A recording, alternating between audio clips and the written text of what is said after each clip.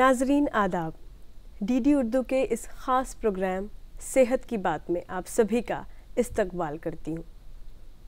अच्छी सेहत खुदा का दिया हुआ एक ऐसा नायाब तोहफ़ा है जिसकी बराबरी दुनिया की किसी भी चीज़ से नहीं की जा सकती है। आप सभी ने एक पुरानी कहावत तो ज़रूर सुनी होगी कि अच्छी सेहत हज़ार नेमतें। तो अच्छी सेहत क्या है और सेहतमंद रहने के लिए क्या करना चाहिए, इसी मौजू पे बात करने के लिए आज हमारे साथ मौजूद हैं डॉक्टर कपिल यादव, जो कि एम्स में सीनियर डॉक्टर हैं, और डॉक्टर ऋचा जायसवाल जी, जो कि एम्स में सीनियर डाइटिशियन हैं। तो इस सिलसिले को आगे बढ़ाने से पहले हमने कुछ लोगों की राय जानी है कि वो सेहतमंद रहने के लिए क्या करते हैं।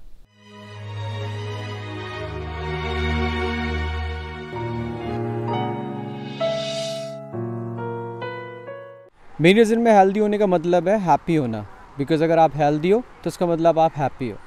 और मैं इसीलिए कोशिश करता हूँ कि मैं हेल्दी रहूँ तो मैं हैप्पी रहूँगा, और हैप्पी रहूँगा तो मैं ज़्यादा चीज़ें कर पाऊँगा। आप डेली रनिंग कीजिए, वर्कआउट कीजिए, एक्सरसाइज कीजिए, तो आप एक हेल्दी लाइफ जी सकते हैं। That's called healthy. हेल्दी होने का मतलब एक तो हमें डेली रेगुलर, अगर कुछ नहीं कर सकते तो we should go for walk. हम सबको टाइम दे रहे हैं, अपनी फैमिली को टाइम दे रहे हैं, अपने हस्बैंड को, बच्चों को, सबको।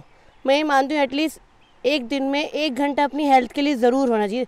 वो 1 घंटा सिर्फ वो हमारे लिए है। अच्छी सेहत का मतलब है आप बाहर से फिट दिखें ये ज़रूरी नहीं है, अंदर से भी पूरी तरह फिट होना चाहिए। मेंटली आप फिट होने चाहिए, स्पिरिचुअली आप फिट होने चाहिए, और आपकी बॉडी में वो चीज़ झलकनी चाहिए। आप फिट हैं, ये अंदर से झलकना चाहिए। आप मेरी नज़र में हेल्दी होने का मतलब है मन, बुद्धि, शरीर, आत्मा का तालमेल। Health is wealth. अगर आपकी हेल्थ ठीक नहीं है तो किसी काम की वो वेल्थ नहीं है। देखिए, हेल्दी रहने के लिए आजकल लोगों में ये भी हो गया है कि हमें डाइट करनी चाहिए, तो वो बिल्कुल ही खाना खाना छोड़ देते हैं। तो ये बिल्कुल सही नहीं है। हमें हर टाइम का एक रूटीन बनाना चाहिए, रूटीन से खाना ज़रूर खाना चाहिए, और सुबह सुबह अपने लिए एक्सरसाइज का ज़रूर टाइम निकालें। आधा घंटा ही सही, लेकिन एक एक्सरसाइज करना ज़रूरी होता है। प्रोटीन फूड पे ज़्यादा जोर दें और कार्ब्स थोड़ा कम करें, जिससे आप फिट रह सकें। जैसा खाया अन्न वैसा हुआ मन, और जैसा किया संग वैसा चढ़ा रंग। आप जैसा खाओगे वैसा ही आपका शरीर होगा और वैसा ही आपका मन होगा। एक्सरसाइज करते हैं रोज़, कम से कम half an hour, 45 minutes, 1 hour. खाना अच्छा खाते हैं जो सेहत के लिए अच्छा हो, हेल्दी। नींद अच्छी लेते हैं हम, कम से कम 6-7 घंटा रात को।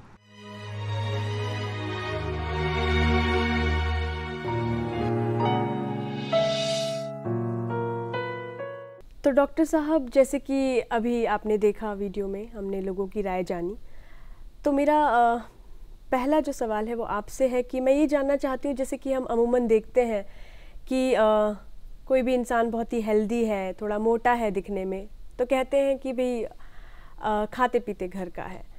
तो आपकी नज़र में सेहतमंद होना क्या है? मतलब एक अच्छी तंदुरुस्ती की क्या डेफिनेशन है? हमारे भारतीय कल्चर में एक ये कंसेप्ट बन गया है कि अगर आपका वज़न थोड़ा ज़्यादा है, थोड़ा आप हृष्ट पुष्ट दिखें, तभी आपको हेल्दी माना जाता है।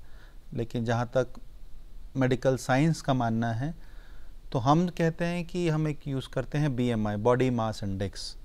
तो उसके कुछ कट ऑफ होते हैं, और उसमें हम कहते हैं कि 25 एक उसमें नंबर होता है। तो अगर आप उसमें मैच करते हैं तो आप हेल्दी हैं। तो ये जो धारणा है जो आम जनता में है कि थोड़ा वज़न ज़्यादा होना चाहिए, बकौल अगर देखना है तो अगर हम वेस्टर्न वर्ल्ड से कंपेयर करें तो भारतीयों का BMI थोड़ा सा और नीचे होता है। अगर वेस्टर्न वर्ल्ड में कट ऑफ 25 है तो इंडिया में उसे 23.5 मानते हैं। तो उसकी कुछ वजन होता है और जो हमारा सेहत का पैमाना है वो हमारी लंबाई के हिसाब से होता है। तो एक पर्टिकुलर लंबाई पे आपका एक पर्टिकुलर वजन होना चाहिए, उसके हिसाब से हम BMI मेजर करते हैं और फिर डिसाइड करते हैं कि आपका क्या है। तो मैम, जैसे कि अभी डॉक्टर साहब ने BMI का जिक्र किया, तो मैं आपसे ये जानना चाहूँगी कि हेल्दी रहने के लिए खाना जो है वो एक अहम रोल प्ले करता है। तो आपकी नज़र में एक हेल्दी डाइट किसे कहते हैं? जब हम वजन की बात कर रहे हैं, सेहतमंद रहने की बात कर रहे हैं, तो हमें ये समझना बहुत ज़रूरी है कि खाना खाना बहुत ज़रूरी है, टाइम से, मात्रा का ध्यान रखते हुए, और कुछ पर्टिकुलर फूड आइटम हमारे डाइट का पार्ट होना ज़रूरी है। सेहतमंद रहने के लिए ना तो वजन कम होना चाहिए ना ज़्यादा होना चाहिए, जैसा डॉक्टर साहब ने बताया। एक नॉर्मल BMI जो हमारा होता है इंडियन का लार्ज लेवल पे 18.5 टू 25 का जो रेंज जो डॉक्टर साहब ने डिजिट एक कट ऑफ बताया, उस रेंज में रहना सेहतमंद माना जाता है लार्ज लेवल पे। तो अगर सेहतमंद रहना है तो ये मानना पड़ेगा कि सारे फूड ग्रुप, कुछ 7 फूड ग्रुप हम मानते हैं, इसको और छोटा कर देती हूँ मैं आसानी से समझने के लिए।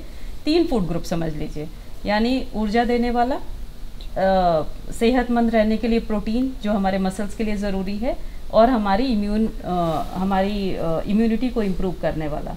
तो इम्यूनिटी को इम्प्रूव करने वाले में जनरली हम लोग जो मानते हैं वो हम सब्जियां और फल, इससे हमें बाकी जो माइक्रो न्यूट्रिएंट्स होते हैं वो भी हमें मिलते हैं, और पानी की भी एक अच्छी मात्रा शरीर को मिलती है। दूसरा आता है हमारा पोषण जो मसल्स के लिए ज़रूरी है, प्रोटीन रिच चीज़ें जिनको हम कहते हैं।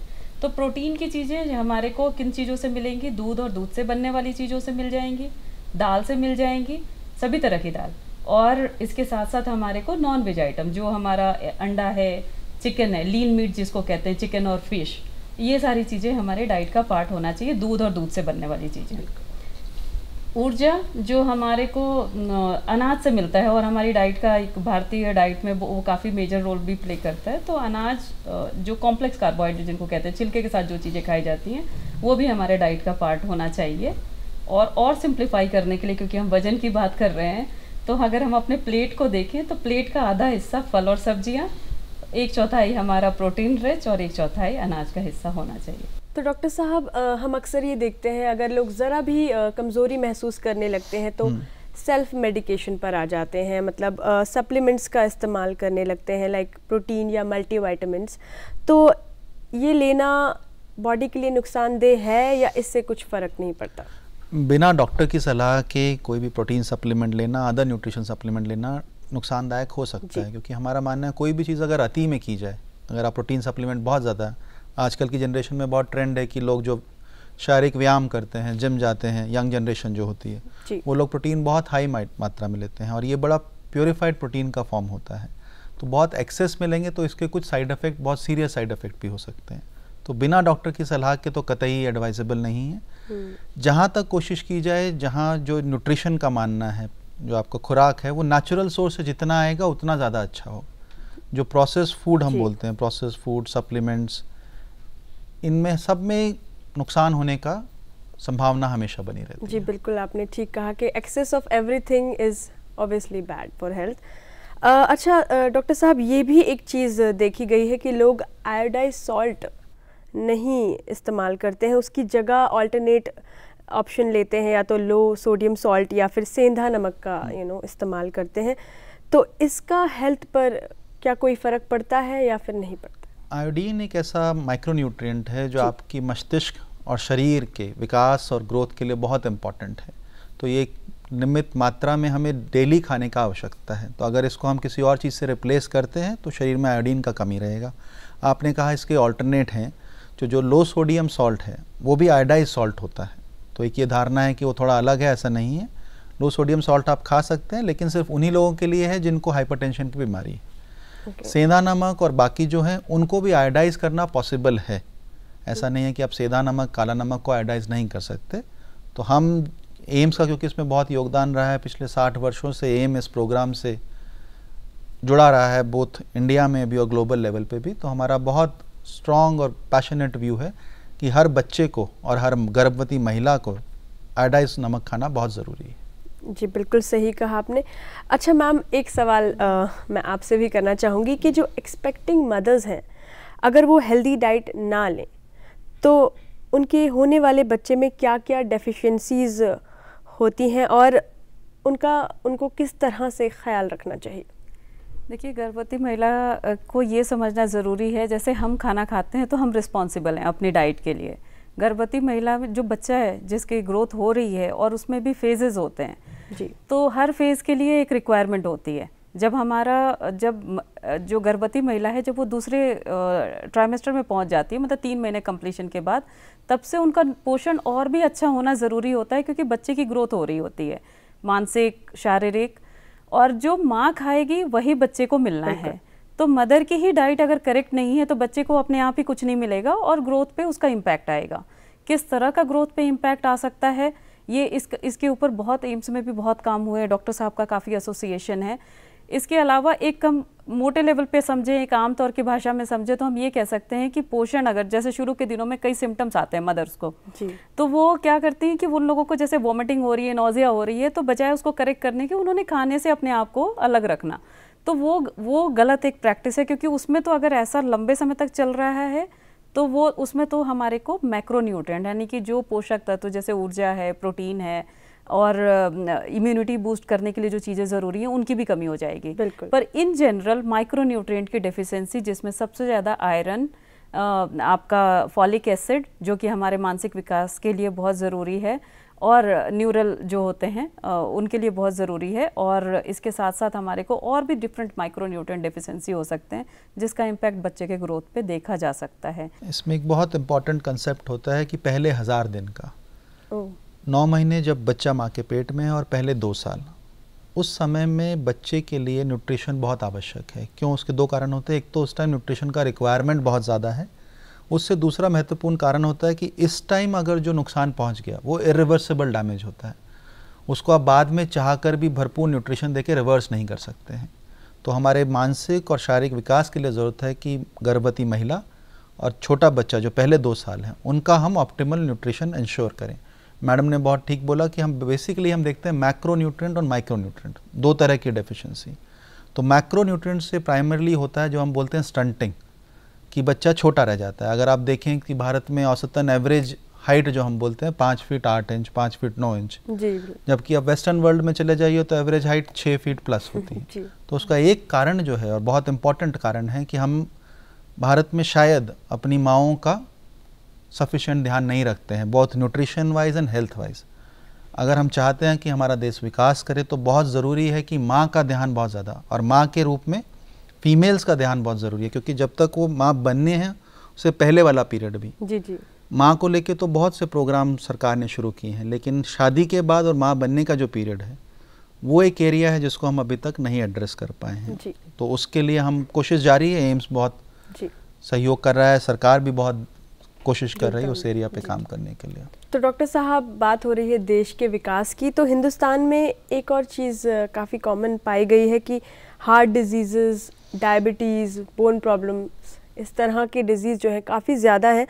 तो इसकी कौन सी चीज़ जो है वो ज़्यादा जिम्मेदार है, डाइट या एक्सरसाइज? हाँ, इसमें एक बड़ा इंटरेस्टिंग चीज़ है कि जो हमारा, इनको हम बोलते हैं कि ये ओवर न्यूट्रिशन के प्रॉब्लम है। तो हम जो बोलते हैं डायबिटीज़ हुआ, हार्ट डिजीज़ हुआ, ये ज़्यादा खाने की वजह से हुए विकार हैं। तो लेकिन इनका भी कहीं ना कहीं जुड़ा हुआ है कुपोषण से, अंडर न्यूट्रिशन से।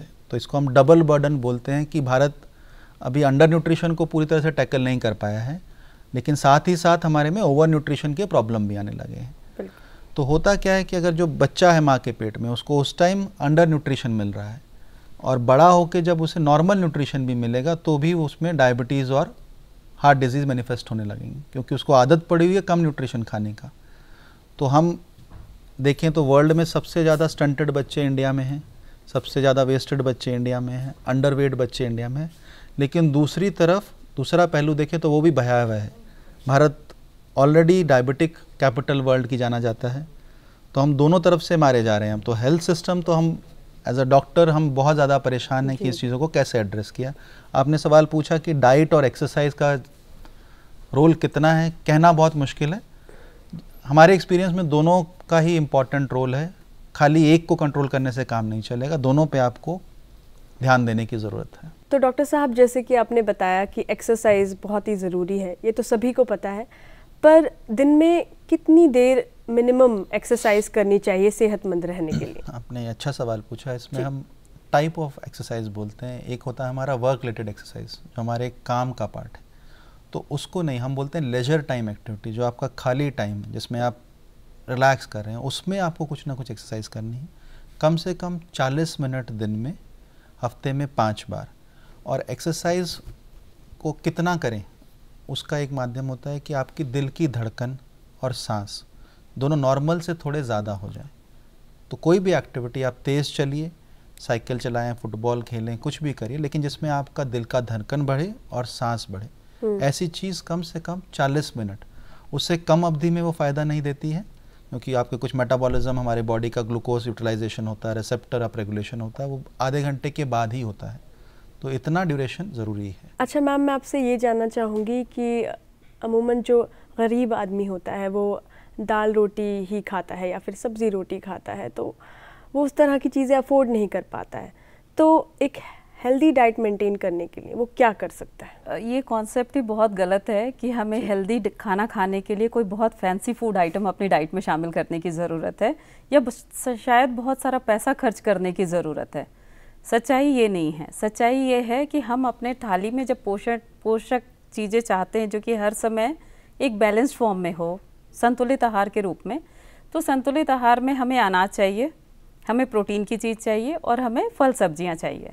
सब्जी वो खा रहा है, आपने बताया, अनाज के रूप में वो रोटी, दलिया, चावल, ऐसी ही चीज़ें रखेगा, ओट्स रखेगा जो सस्ते आते हैं। हम उनसे सीख रहे हैं अपने आप को। आजकल के समय में जो हम बता रहे हैं आपको कि ओट्स खाइए, दलिया खाइए, तो ये तो गांव से आई हुई चीज़ें हैं ना, ज़मीन से जुड़ी हुई बातें हैं ये सारी चीज़ें। तो अपने आप को सेहतमंद रखने के लिए एक्चुअली सस्ती चीज़ें खाने की ज़रूरत है। तो सेहतमंद होने के लिए फैंसी चीज़ें नहीं खानी। इसका दूसरा तरीका है जो सिंपली लोग समझ सकते हैं कि हमें सीजनल और रीजनल चीज़ों को इम्पॉर्टेंस देनी चाहिए। अगर जिस सीज़न में जो फ्रूट आता है वो फ्रूट सस्ता होगा, जिस सीज़न में जो सब्जियाँ आती हैं वो सब्जियाँ सस्ती होंगी। जिस रीजन में जो फ्रूट और सब्जियाँ उगाई जाती हैं वो अगर हम अपने खाने का हिस्सा रखें तो वो सस्ते ही होंगे उस एरिया में। इस सिलसिले को थोड़ा सा और आगे बढ़ाते हैं, तो डॉक्टर साहब मैं आपसे ये जानना चाहूँगी कि आजकल एक नया ट्रेंड चल पड़ा है कि लोग डाइटिंग करते हैं और डाइटिंग करते वक्त वो खाना बिल्कुल छोड़ देते हैं या फिर एक डेफिशिएंसी वाली डाइट पर आ जाते हैं, लाइक प्रोटीन डाइट पर आ जाते हैं। तो ये हमारी बॉडी के लिए कितना नुकसानदेह है? डाइटिंग जैसे एक फैड है, जिस तरह से हम उसे फॉलो करते हैं तो उसके बहुत नुकसानदायक।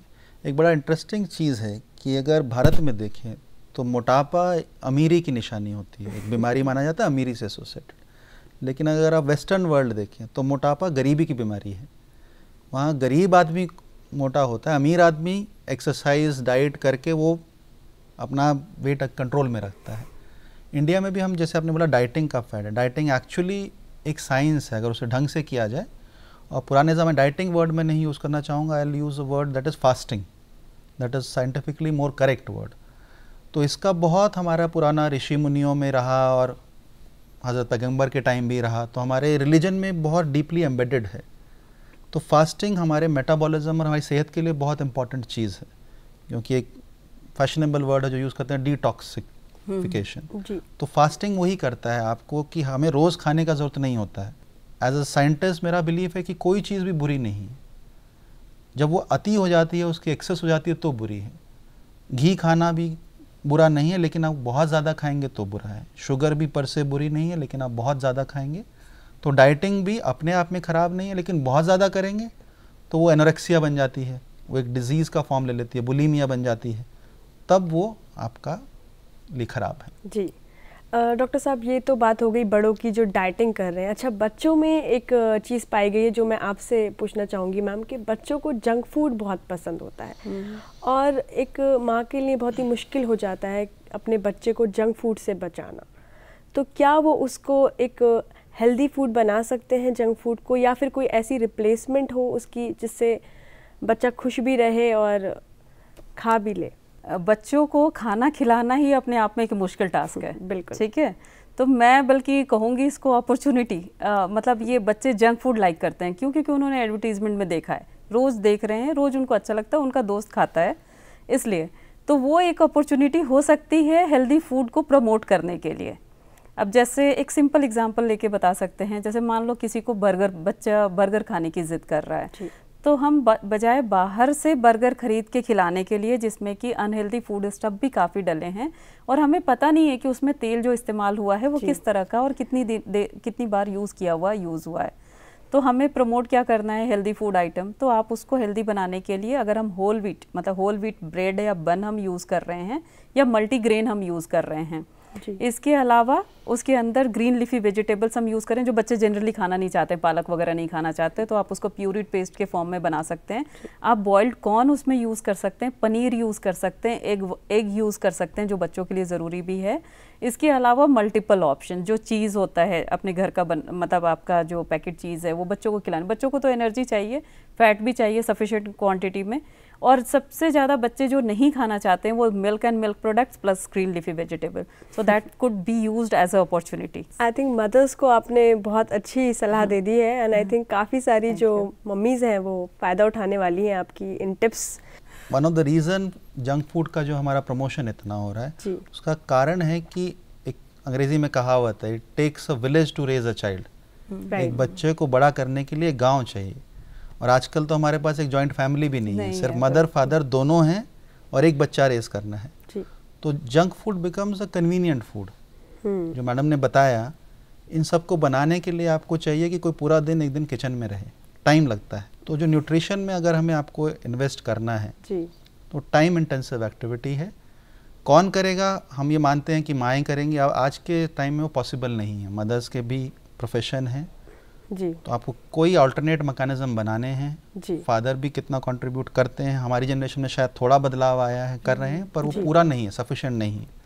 जंक फूड एक ऐसा प्रॉब्लम हम बहुत ग्रैपल कर रहे हैं। जी। हमने एम्स में छोटा सर्वे किया तो we were shocked to find कि अर्बन स्लम्स में भी जो बिल्कुल गरीब से गरीब तबका है जी, वहाँ भी 5 साल से छोटा बच्चा दिन में क्या खा रहा है? चिप्स बिस्किट, पूरे दिन में सिर्फ ये। बाप रे। क्योंकि मदर जा रही है काम करने, झाड़ू पोछा करने चली जाती है सुबह, घर में सिर्फ वो लकी हैं किसी के दादा दादी हैं, वरना वो भी नहीं है जी। तो खाने के नाम पे इन चीज़ों के अलावा कुछ नहीं मिल रहा बच्चे को। तो ये एक प्रॉब्लम बहुत, और ये गरीब से गरीब तबके में भी है, अमीर से अमीर तबके में भी यही प्रॉब्लम। वो भी चिप्स खा रहे हैं, वो थोड़ा बेटर क्वालिटी चिप्स खा रहे हैं, फ़र्क सिर्फ इतना है। मैडम ने एक बहुत अच्छा सा चीज़ बोला था कि ज़मीन से जुड़ी हुई डाइट्स। तो हमारा मानना है कि जो हमारे पुराने कल्चर के जो फूड आइटम्स थे जी, पहले इंडिया में जो था या वर्ल्ड ओवर था, what we had was a subsistence farming, कि खेती की जाती थी खाने के लिए। आजकल हो गया कमर्शियल फार्मिंग, खेती की जाती है बिजनेस के लिए। तो उसका इम्पैक्ट हमारे न्यूट्रिशन पे सबसे ज़्यादा पड़ा है। हम सीरियल कोर्स ग्रेन डाइट से शिफ्ट करके हम आज आ गए हैं वीट और राइस बेस्ड डाइट पर। जो अगर हम हेल्दी जिसकी भी बात करते हैं तो उसमें भी प्रॉमिनेंटली वीट और राइस है, जबकि हमारा पुराना ट्रेडिशनल डाइट था ज्वार रागी बाजरा, आपका एनिमल प्रोडक्ट्स थे, आपका वीड्स थे, जो आपका ग्रीन लीफी वेजिटेबल जो हम बोलते हैं, ज़्यादातर वो हमारे वीड्स हैं। पथुआ होता है, चौलाई होता है, ये गांव में कोई उगाता नहीं है, ये क्रॉप के साथ एज अ खरपतवार उगते हैं। लेकिन अब हम इतने केमिकल यूज़ करते हैं, खरपतवार उगता ही नहीं है। तो अब सिर्फ गेहूँ में गेहूँ ही उगता है। तो ये ग्रीन लीफी वेजिटेबल, अगर आप सरप्राइज होंगे, गाँव में जाएंगे तो गाँव में भी अवेलेबल नहीं है। अगर दिल्ली का कोई गांव देखें तो वहाँ आज़ादपुर मंडी से सब्जी जाती है जी, गांव में भी कोई सब्जियां नहीं उगाता है। और जब तक ये नहीं करेंगे, मेरा मानना है कि न्यूट्रिशन को रिस्टोर करना का एक ही तरीका है, go back to the traditional diets. वो हमारे हज़ारों सालों की नॉलेज का वो था, उसको हम सप्लीमेंट से नहीं सुधार सकते। मैं आयरन मेरी डाइट में कम है तो आयरन की गोली खा के नहीं सुधरेगा। एज अ डॉक्टर हम क्लिनिक में बैठते हैं, किसी को आयरन की कमी होती है, हम गोली देते हैं, क्योंकि वो एक शॉर्टकट है हमारे लिए जी, पर वो सस्टेनेबल नहीं है। आप गोली रोज़ नहीं खा सकते, वो खाना खाना है तो खाना ही रिप्लेसमेंट है उसका। बिल्कुल बिल्कुल सही कहा डॉक्टर साहब आपने, कि जो हेल्दी डाइट है उसमें अगर हम ये देसी घी, गुड़ और ये जो पुराने लोग, हमारे बुज़ुर्ग लोग यूज़ करते थे चीज़ें, वो अगर ऐड करेंगे तो वो ज़्यादा बेहतर है, रादर देन कि हम लोग एक शॉर्टकट अपनाएं, सप्लीमेंट्स की तरफ जाएं। तो लगभग हमने तकरीबन हर टॉपिक, हर मौजू कवर कर लिया है आज के इस एपिसोड में। पर एक बहुत ही एक इंटरेस्टिंग सा सवाल मेरे जहन में आ रहा है जो मैं मैम से करना चाहूँगी जाते जाते, कि आजकल एक नया ट्रेंड सामने आ गया है, चीट डे लोग मनाना चाहते हैं। तो चीट डे हम कितनी बार मना सकते हैं वीक में? देखिए, चीट डे का कॉन्सेप्ट उन लोगों के लिए है, आप सिर्फ मोटे लोगों की बात कर रहे हो, है ना जी। तो हमारे देश में एक टाइम था जबकि मोटे लोगों की संख्या बड़ी कम हुआ करती थी। अब इसमें मोटापे का भी कैटेगरी है ना, जो कभी कोई बहुत ही मोटे हैं, जो जैसे डॉक्टर साहब ने क्राइटेरिया बताया कि हमारा BMI के क्राइटेरिया पे, कट ऑफ पे हम डिसाइड कर सकते हैं कि बंदा ओवरवेट है, ओबीज है, मॉर्बिडली ओबीज है जी। अगर आप मॉर्बिड ओबेसिटी का पेशेंट अगर मेरे से बात करेगा, मैं कहूँगी चीट डे बिल्कुल भी अलाउड नहीं है जी। अगर क्योंकि उसका टारगेट बहुत हाई है वेट लॉस का, अगर मैंने इनिशियल फेज में किसी को चीट डे का ऑप्शन दे दिया तो वो मल्टीपल मोटा ही हुआ है इस वजह से, क्योंकि वो वैसी चीज़ें खाता था जो कि उनको ज़्यादा ऊर्जा देती है, बाकी न्यूट्रिएंट्स कम देती है, वो उनकी पसंद है। तो जो चीज़ हमें पसंद है वो हम अपनी पसंद से जब खाना शुरू करेंगे तो वो ऑब्वियसली ज़्यादा खाएंगे। तो इस ग्रुप को ट्रीट करने के लिए मेरी अपनी एडवाइस कभी भी चीट डे की नहीं होगी इनिशियल फेज में। जो ओबीज ग्रुप हैं उनको मैं थोड़ा सा शुरू में टाइट कंट्रोल रख के फिर मैं कह सकती हूँ कि okay like you have achieved something, so now we can give you some liberty to have something of your choice. पर overweight and obesity and morbid obesity category के लिए चीट डे इनिशियल फेज में बिल्कुल भी allowed नहीं है। But yes, if someone is getting good weight loss with time, अगर अच्छा रिजल्ट आ रहा है तो हम उन्हें कभी कभी छूट दे सकते हैं, क्योंकि ये मेडिसिन नहीं है। तो once in a week 1 meal can be a choice, can be a person choice, पर उसके अलावा बाकी टाइम पे it's always better to stick to a diet pattern. और आप कितनी बार चीट करते हो? कभी कैलकुलेट ही नहीं कभी कैलकुलेट नहीं किया, ओकेजनली करते हो। तो ओकेजनली तो सब कुछ सबको अलाउड है, यहाँ तक कि डायबिटिक पेशेंट को भी हम बिल्कुल शुगर नहीं खाना जिंदगी में कभी ऐसा नहीं बताते। हमारे देश में तो त्यौहार ही इतने होते हैं कि आप ना चाहो तो भी चीट आ जाएगा। जी जी जी, ठीक है। तो चीट डे मतलब 1 महीना, साल का 1 महीना तो चीट डे में वैसे ही जाना है। तो बाकी दिन अगर हम अपने सेहत के हिसाब से खा लें तो वो ज़्यादा अच्छा है। हाँ, कभी कभी ऐसा भी होता है कोई चीज़ अमूमन मुझे दिख जाती है जो मेरी फेवरेट है, तो वो तब मेरा इरादा बदल जाता है। एवरी डे और how frequently? Every day, once in a week. Once in a week, तो वंस इन अ वीक अगर ओवरवेट कैटेगरी है तो वो भी कर सकता है। But person should keep an eye on weight and बाकी पैरामीटर्स, जैसे ओवरवेट के साथ ओबेसिटी के साथ दूसरी बीमारियां भी एसोसिएटेड होती हैं, उन चीज़ों का भी ध्यान रखना ज़रूरी है। बिल्कुल। आप दोनों ने हमारे नाजरीन को अपनी कीमती मालूमात से नवाजा, उसके लिए आपका शुक्रिया अदा करती हूँ। और नाजरीन, उम्मीद करती हूँ कि आप इस जानकारी से ज़रूर फ़ायदा उठाएंगे। तो अगले हफ्ते फिर मिलेंगे एक नए मौजू के साथ। तब तक के लिए हमारी टीम को दीजिए इजाज़त। आदाब।